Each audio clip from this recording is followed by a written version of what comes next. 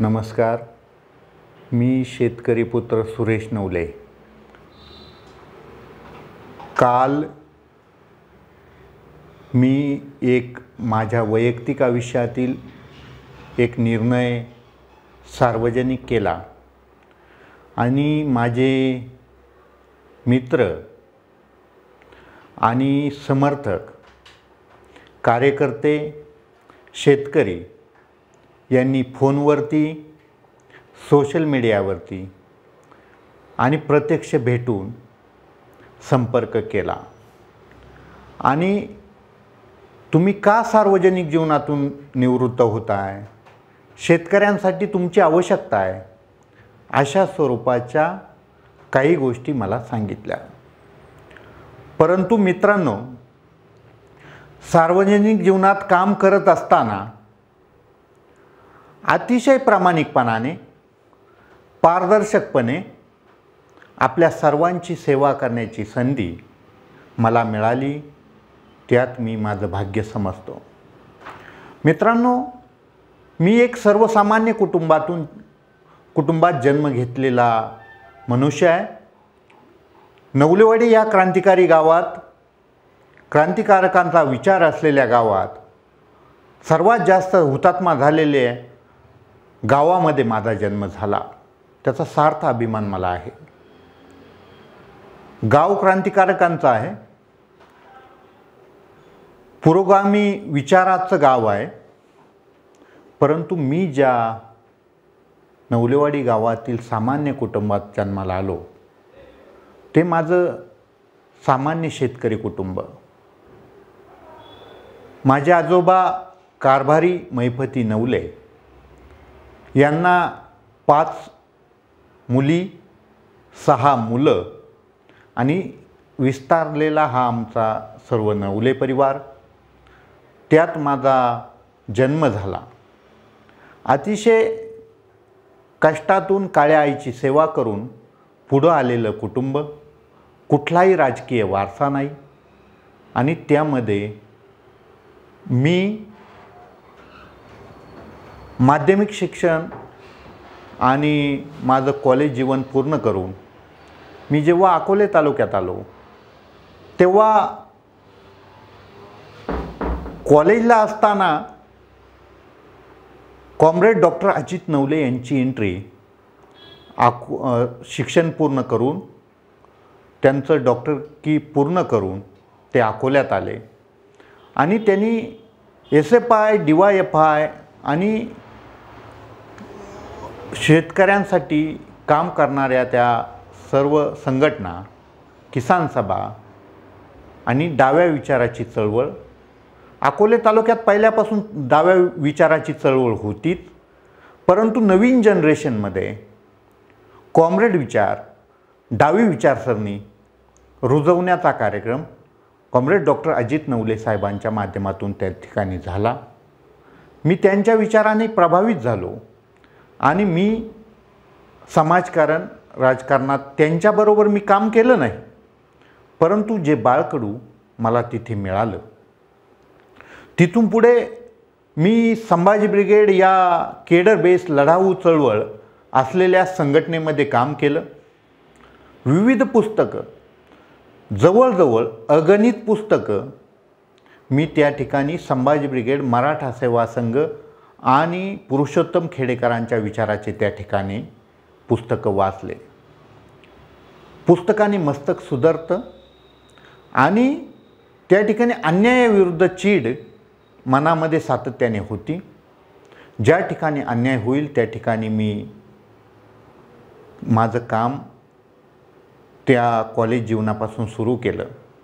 आणि मित्रांनो, शेतकऱ्यांची चळवळ असेल, विविध चळवळींमध्ये मी सातत्याने अन्यायाच्या विरोधात सामान्य जनतेचा आवाज बनवून त्या ठिकाणी काम करत राहिलो. परंतु काम करणाऱ्या माणसाला त्या ठिकाणी कुठेतरी बाकीच्या कार्यकर्त्यांना पेस मिळत नाही आणि कुठेतरी टीकाटिप्पण्यांना सामोरं जावं लागतं.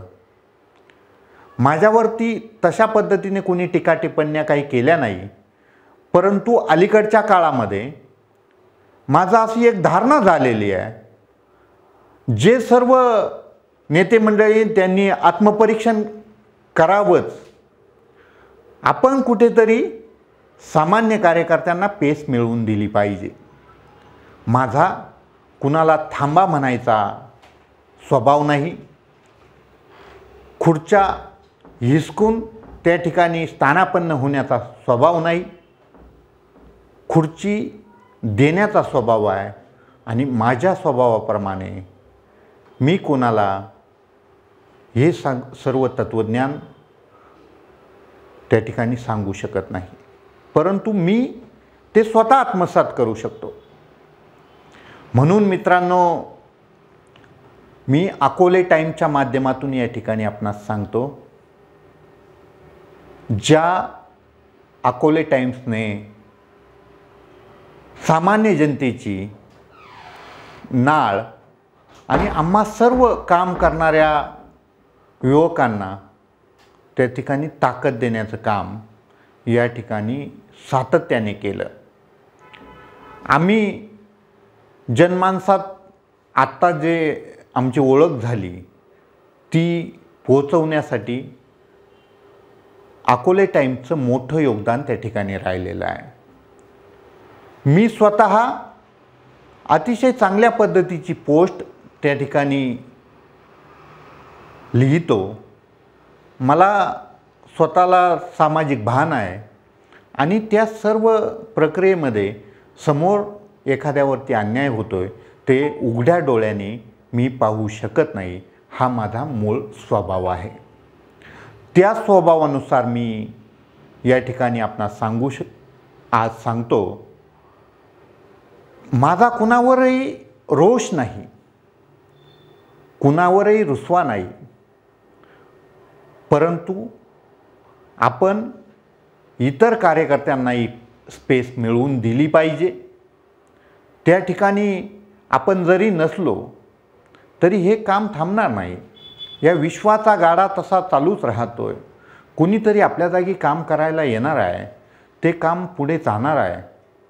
म्हणून कामात थोडासा बदल करण्याचं मी ठरवलेलं आहे. मी माझ्या हितचिंतक, माझे मित्र परिवार, माझा शेतकरी वर्ग यांना मी एवढंच सांगेन, आपण काम करण्याची थोडीशी पद्धत बदलू.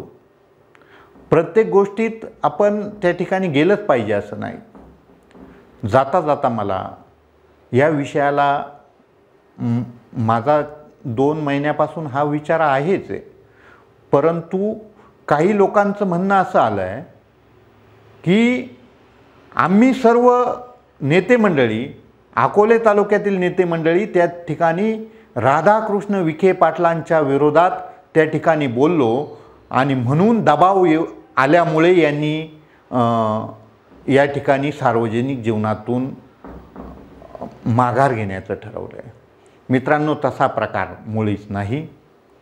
27 तारखेला प्रवरेला पाणी आलं. त्या दिवसापासून आज तागायत शेवट काल ज्या सुगावची दुर्दैवी घटना घडली आणि त्या घटनेचं मी पहिल्यापासून प्रवरेला पाणी खूप आहे. रात्री पुलावरून, प्रवरेच्या सेतू पुलावरून पाणी जातं आहे. एवढ्या मोठ्या स्वरूपात पाणी सोडण्याची काय गरज आहे? खाली एवढं मोठ्या स्वरूपात पाणी वाहून न्यायचं आहे, मग वरती शेतकऱ्यांना पाणी राहणार आहे का नाही? अशा पद्धतीचे प्रश्न आम्ही वेळोवेळी समाज माध्यमांच्या माध्यमातून उपस्थित केलेले आहेत. अकोले टाईमच्या माध्यमातून तर आम्हाला मोठं सहकार्य या प्रवरेच्या पाण्याच्या प्रश्नावरती नेहमीच होत आलेलं आहे. येथे शेतकऱ्याच्या बाबतीत संवेदनशील विचार मनात ठेवून आम्ही प्रवरेच्या पाण्याच्या जास्त सोडलं याच्या विरोधात आजपर्यंत संघर्ष केला होता. दुर्दैवी घटना घडली. SDRFचे जवान त्या ठिकाणी माझ्या 2 तरुणांना वाचवण्यासाठी त्या ठिकाणी ते मृत झालेले असताना त्या ठिकाणी SDRFची टीम त्या ठिकाणी आली आणि त्या जवानांचे प्राण गेले। माझ्यावरती आरोप असा केला जातोय की मी सुगावला गेलो नव्हतो, मी भानकुळे हॉस्पिटलला गेलो नव्हतो। मित्रांनो, या ठिकाणी आम्ही संवेदनशील मनाचे कार्यकर्ते आहोत। आम्ही कुठल्याही टाचणी पडली तरी कुणाचा सुखात, कुणाच्या दुःखात, कुणाच्या दशक्रियाविधीत, कुणाच्या अंत्यविधीत, कुणाच्या 10व्यात 13व्यात आम्ही नेहमीप्रमाणे राहत आलेलो कार्यकर्ते आहोत। एवढी मोठी घटना झाल्यानंतर माझ्यासारख्या कार्यकर्त्याला चैन पडणे नाही, म्हणून मी सुगावला पण गेलो आणि भानकुळे हॉस्पिटलला कमीत कमी दिवसभर संध्याकाळी भानकुळे साहेबांचं सुद्धा या ठिकाणी मी या निमित्ताने माझ्या या मुलाखतीमध्ये मी त्यांचंही कौतुक करावं लागेल। जर हा माणूस जर प्रवरेच्या त्या काठावरती जर नेऊन ठेवला असता तरी अजून काही लोकांचे, काही जवानांचे प्राण त्या ठिकाणी वाचले असते। परंतु एकच माणूस थोडासा धाकधुकी घेऊन त्या ठिकाणी आला आणि त्याचे प्राण भानकुळे सरांनी वाचवले, हे मी माझ्या उघड्या डोळ्याने बघितलं आहे। मित्रांनो, सुगावच्या घटनेचं राजकारण करण्याचं आमचं धोरण नाही, नव्हतं आणि यापुढेही नसेल। परंतु काही मित्रांनी जाणीवपूर्वक, मी डायरेक्ट म्हणेल, आम्ही क्रांतिकारी विचाराची माणसं आहोत। क्रांतिकारी विचाराच्या गावामध्ये आमचा जन्म झाला आहे। या ठिकाणी सर्वात जास्त हुतात्मे झालेत, त्या गावातून मी येतो। आडनाव म्हणून फक्त अमका नवले, तमका नवले, 4 नवले आणि तेच पुढे असतात असं कृपा करून आपल्याला वाटत असेल तर क्रांतिकारी विचाराचं गाव आहे। माझ्या गावाचा मला अभिमान आहे। त्या ठिकाणची ही सर्व माणसं आजही पहिल्या फळीतील माणसं आहेत। आदरणीय मधुभाऊ नवले असतील, आदरणीय कॉम्रेड अजितजी नवले असतील, माननीय महेशराव नवले असतील, ही सर्व माणसं सातत्याने अकोले तालुक्याच्या सुखादुःखात त्या ठिकाणी राहिलेले आहेत। म्हणून आपल्याला पेस मिळवून द्यायची ती आम्ही देऊ, आम्ही काम करायचं थांबून घेऊ, तुम्ही पुढे येऊन काम करा, आमचं त्याबद्दल दुमत नाही। परंतु जर प्रतिनिधित्व करत असताना फक्त अमकेच प्रतिनिधित्व करतात याची असूया मनात मित्रांनो धरू नका। त्या ठिकाणी अकोले तालुक्यात पतसंस्था चळवळ या ठिकाणी रुजली, प्रचंड फोफावली। मला अभिमान आहे, नाशिक जिल्ह्याची सहकारी बँकसुद्धा त्या ठिकाणी बंद पडेल की काय अशी परिस्थिती आहे। या ठिकाणच्या पतसंस्था या सर्व बँकांपेक्षा मोठ्या स्वरूपाचा कारभार त्या ठिकाणी करतात आणि सर्वात जास्त पतसंस्था या नवलेवाडी गावचा नागरिक याचे चेअरमन त्या पतसंस्थांचे आहे। म्हणून आम्ही सार्वजनिक जीवनातून निवृत्त होऊ, परंतु मग जर हा न्याय सगळ्यांना लावायचा असेल तर मग ह्या चळवळी बंद करायच्या का? प्रत्येक पतसंस्था बंद करायची का? तुम्ही जास्तीत जास्त अगस्ती कारखान्याचे संचालक नवले जर असतील तर तो कारखानाच बंद करणार आहात का? हा माझा मुख्य प्रश्न आहे। हा विषय जरी तुम्हाला वाटत असेल, विषयाचं गांभीर्य तुम्ही लक्षात घ्या। या पुढील काळात जर असं झालं, आमच्या गावात काम करायचं नाही, आमच्या गावात तुम्ही बोलायचं नाही, तालुक्यात तुम्ही बोला, तर अकोले तालुक्याची जी वीण आहे त्या वीणला बाधा पोचल्याशिवाय राहणार नाही. क्रांतिकारी तालुका म्हणून अकोले तालुका नावारूपाला आहे. संपूर्ण जिल्ह्यात नव्हे राज्यात त्याची ओळख आहे. अकोले तालुक्याची ठिणगी पडल्यानंतर, अकोले तालुक्यात एखादी ठिणगी पडल्यानंतर तिचा वणवा झाल्याशिवाय राहत नाही आणि संपूर्ण राज्यामध्ये ती गोष्ट फोफावल्याशिवाय राहत नाही.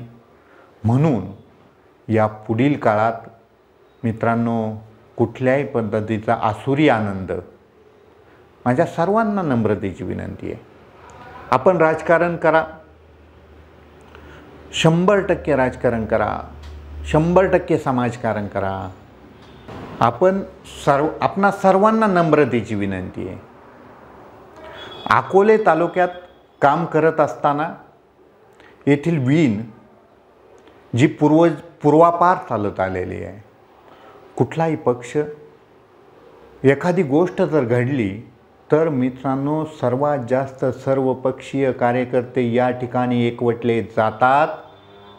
ते त्या ठिकाणी भूमिका मांडतात आणि त्या भूमिकेची ठाम राहून त्या घटकाला, बाधित घटकाला न्याय मिळवून देतात. ही पूर्वीपासूनची परंपरा आहे. मित्रांनो, मी शेवटाकडे जाणार आहे.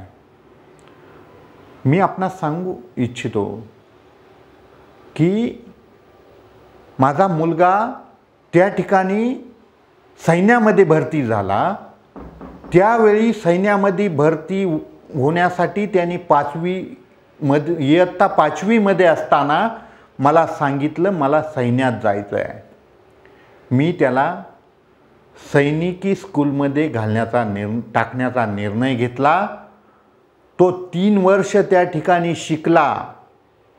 मी त्याला शिकवलं, परंतु कुठलंही शैक्षणिक काम, शैक्षणिक शिक्षण घेण्यासाठी हा वार्षिक प्रचंड मोठा पैसा सध्या घालावा लागतो. 3 वर्ष मी त्याची फीस भरली, परंतु 4थ्या वर्षी तो 9वीला असताना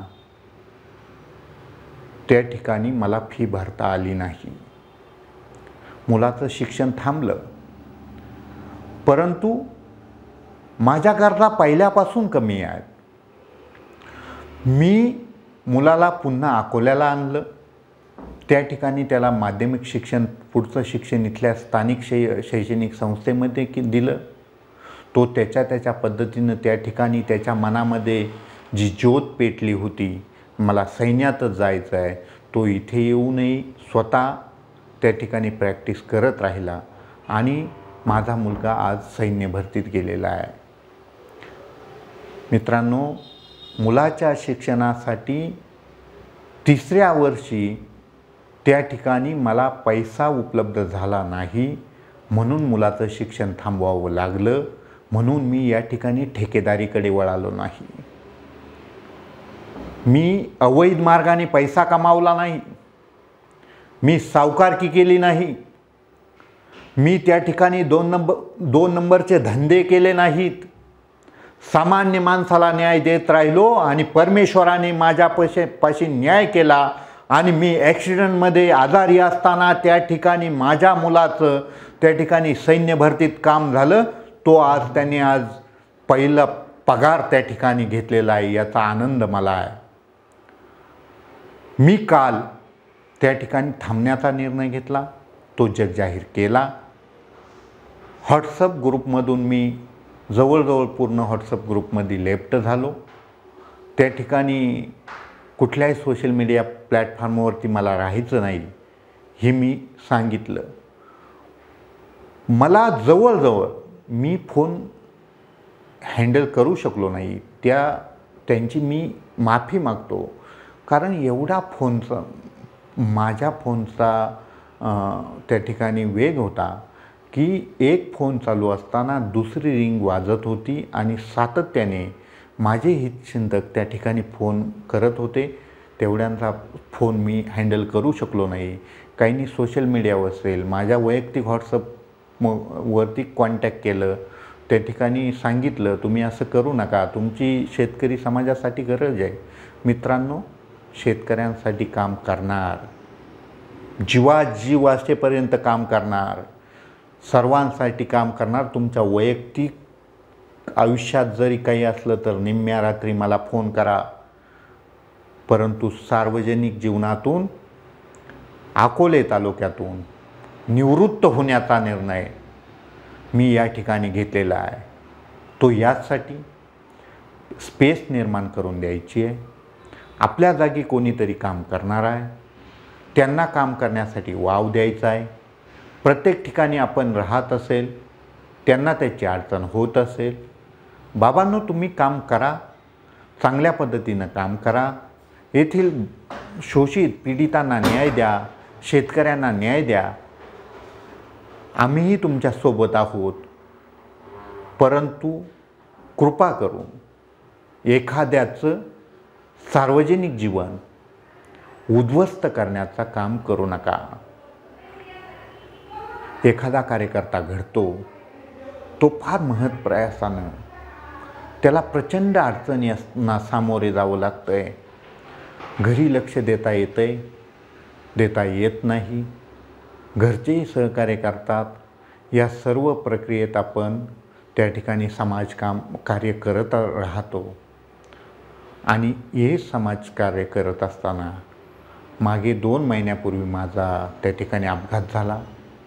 त्या अपघातात अकोले तालुक्याचे लोकप्रिय आमदार आदरणीय किरणजी लहामटे साहेब हे सातत्याने माझ्या प्रकृतीच्या काळजीत राहिले, संपर्कात राहिले. आदरणीय सीताराम पाटील गायकर साहेब सहकारातले येथील जाणते नेते आणि सहकार ज्यांनी फोफावला ह्या माणसांचं योगदान या ठिकाणी मोठं आहे, म्हणून त्यांच्याबद्दल बोलावंसं वाटतं. या माणसाने अक्षरशः माझी दिवसातून 3-3 वेळा 4-4 वेळा त्या ठिकाणी चौकशी केलेली आहे. त्या ठिकाणी डॉक्टरांशी बोलत राहिले. त्या ठिकाणी मला माझी प्रकृती सुधारेपर्यंत, त्या ठिकाणी घरी आल्यानंतरही ते कित्येक वेळा त्या ठिकाणी माझी चौकशी केली. माझ्या मुलाचं केव्हा जाणार आहे, तो मिलिटरी केव्हा त्या ठिकाणी जॉईंट होणार आहे, याची संपूर्ण चौकशी केली. सातत्याने 8-10 दिवस ही माणसं माझ्या चौकशीत स्वतः येऊन त्या ठिकाणी मला आधार दिला. आणि मी तुमच्या सर्वांच्या आशीर्वादाने, तुमच्या सर्वांच्या कृपेने त्या ठिकाणी त्या अपघातातून अतिशय लवकर मी त्या सगळ्या प्रक्रियेतून बाहेर पडलो. कारण माझा समाज, माझा शेतकरी, माझा आदिवासी यांना न्याय द्यायचा आहे. आपल्याला इतक्या लवकर एक्झिट परवडणारी नाही. जो आत्मविश्वास, जो सामाजिक काम करणाऱ्या लोकांमध्ये, फक्त माझ्यामध्येच नाही, परंतु मी या ठिकाणी उल्लेख करील आदरणीय मधुभाऊ नवले यांचा. त्यांचा अपघात झाला आणि पायाला दुखापत झाली. त्या माणसाला त्या ठिकाणी 2-3 वर्ष त्या ठिकाणी पुण्याला ॲडमिट राहावं लागलं, येऊन जाऊन दवाखान्यात राहावं लागलं. पण ह्या माणसाची नाळ समाजाप्रती जोडलेली होती. त्या काळी डाव्या विचाराचा प्रचंड पकडा ह्या सर्व माणसांवर होता.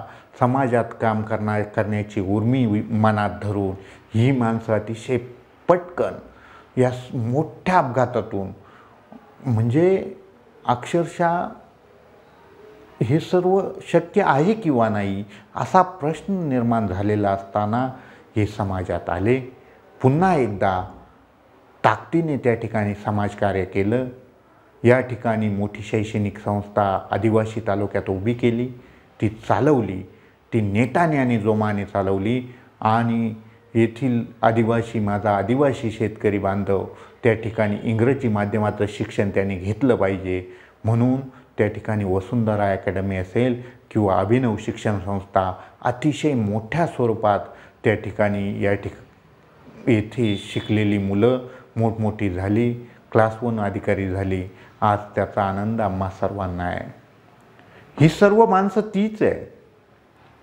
तुम्ही फक्त तात्पुरता विचार करू नका. ज्यांनी एकदा मधुकर नवलेंनी जर या ठिकाणी जर हाक दिली आणि लाल बावठा खांद्यावरती टाकला तर संपूर्ण अकोले तालुका त्या ठिकाणी लोटत होता. आणि म्हणून ती माणसं आजही समाजकारणात अतिशय पायी रोवून त्या ठिकाणी उभे आहेत. कॉम्रेड अजित नवलेंचा त्याग काय?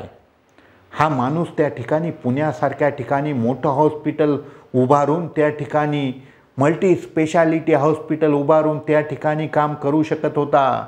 परंतु डाव्या विचाराचा पकडा स्वस्थ बसू देत नव्हता. माझा आदिवासी तालुका, माझा आदिवासी, माझा अकोले तालुका त्या ठिकाणी जगला पाहिजे, वाचला पाहिजे.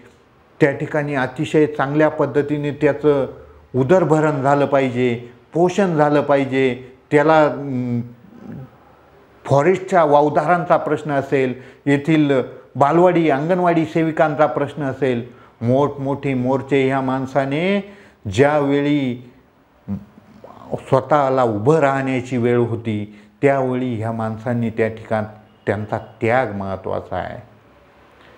एखादा समाजकारण करत असताना समाजकारणी राजकारणी सहजासहजी त्या ठिकाणी तयार होत नाही मित्रांनो. त्याला फार त्याग करावा लागतो, त्याला फार कष्ट घ्यावे लागतात. माझ्या शुभेच्छा आहे आपणा सर्वांना.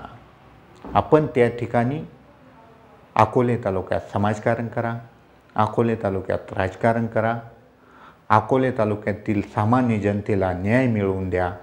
परंतु येथील ही सर्व जडणघडण, ही सर्व वीण या मोठ्या मंडळींनी, आदरणीय सावंत साहेबांचं योगदान येथे मोठं आहे. आदरणीय मधुकरराव पिचड साहेबांचं योगदान मी नाकारत नाही, त्यांचंही पाण्यामध्ये मोठं योगदान आहे. आदरणीय लामटे साहेबांचं योगदान याकरता आहे, आत्ता जो सामान्य माणसांना भेडसावणाऱ्या आत्ताच्या ज्या समस्या आहेत, रस्ते, विकास आणि स्थावर सर्व भौतिक सुविधा मिळवून देण्यासाठी त्या माणसाने रान पछाडलं आहे. म्हणून मी कुठल्याही पक्षाचा सदस्य नाही. मी सध्या या मिनिटापर्यंत स्वाभिमानी शेतकरी संघटनेचा एक प्रामाणिक शिपाई आहे. शेतकऱ्यांचे प्रश्न आजपर्यंत आम्ही उचलले, त्या ठिकाणी ते तडीस नेले.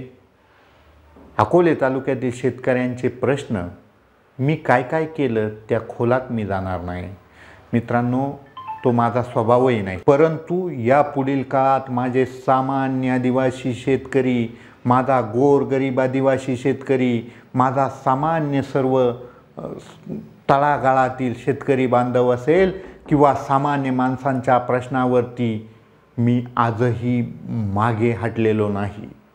फक्त कामकाजाची पद्धत माझी बदलणार आहे. आपल्याला स्पेस मिळवून द्यायचा आहे, बाकीच्या लोकांनाही काम करण्याची संधी या ठिकाणी निर्माण करून द्यायची आहे. त्या लोकांनाही या ठिकाणी तयार करायचं आहे आणि भावी अकोले तालुका त्या लोकांच्या ताब्यात सुपूर्त करायचा आहे. म्हणून मित्रांनो, या ठिकाणी मी सार्वजनिक जीवनात निवृत्त होण्याचा निर्णय या ठिकाणी घेतलेला आहे. त्याला विरोध म्हणून बघू नका, त्या गोष्टीकडे वेगळ्या अर्थाने बघू नका. आदरणीय पालकमंत्र्यांनी दबाव टाकला असेल म्हणून यांनी असं केलं आहे असं म्हणू नका. मित्रांनो, मी कुणाच्याही दबावाला बळी पडणारा कार्यकर्ता नाही. माझं एक ब्रीद आहे. मला आयुष्यात कमवायचं काहीच नाही, माझ्याकडे गमवायला काहीच नाही. म्हणून मित्रांनो, कृपा करून या पुढील काळात अकोले तालुक्यात चाललेलं, पूर्वापार चाललेलं, 2-3 पिढ्यांपासून चाललेलं हे जे काम आहे हे आपल्याला पुढे न्यायचं आहे. आमच्यासारख्यांचा अडसर आपल्याला होत असेल तर आम्ही थोडंसं बाजूला होतो. आपण सर्वांनी त्या ठिकाणी काम करावं ही सर्वांना विनंती करतो आणि थांबतो. जय हिंद, जय महाराष्ट्र. आपली माणसं आपलं दुकान श्री स्वामी समर्थ क्लॉथ आणि मॅचिंग सेंटर, तसेच श्री स्वामी समर्थ एंटरप्राइजेस होलसेल कापड दुकान। अकोलेकरांच्या पसंतीस उतरलेलं कापड विश्वातील लोकप्रिय नाव म्हणजे श्री स्वामी समर्थ कापड दुकान। मनमोहक वस्त्रालंकार, वाजवी किंमत आणि विनम्र सेवा। 6 वार साडी, 9 वार sari, Banarasi silk, suiting, shirting, Manchar टोपी, टॉवेल, शाल, नॅपकिन, फेटा, इनरवेअर आदी साहित्य एका छताखाली। लग्न बस्त्यासाठी खास अद्ययावत व्यवस्था, तसेच लग्न बस्त्यावर ट्रॉली बॅग फ्री। लहान मुलांच्या असंख्य व्हरायटीजचे मनमोहक कपडे। महिलांसाठी होलसेल स्वतंत्र साडी विभाग, तसेच स्वतंत्र लेडीज आणि जेंट्स विभाग। एक वेळ अवश्य भेट द्या, खरेदी करा मनमोहक वस्त्र आणि खुलवा आपलं सौंदर्य। आमचा पत्ता शाखा नंबर 1 श्री स्वामी समर्थ क्लॉथ व मॅचिंग सेंटर, अगस्ती कॉम्प्लेक्स, पहिला मजला, बाजार तळाजवळ, अकोले, तालुका अकोले। आणि शाखा number 2 Shri Swami Samarth enterprises wholesale कापड दुकान, भिंगारे गोडाऊन शेजारी, दत्त मंदिर रोड, कचेरी परिसर, अकोले। प्रोप्रायटर बेनके बंधू। संपर्क 75 88 51 31 33 आणि 024 24 22 33 24।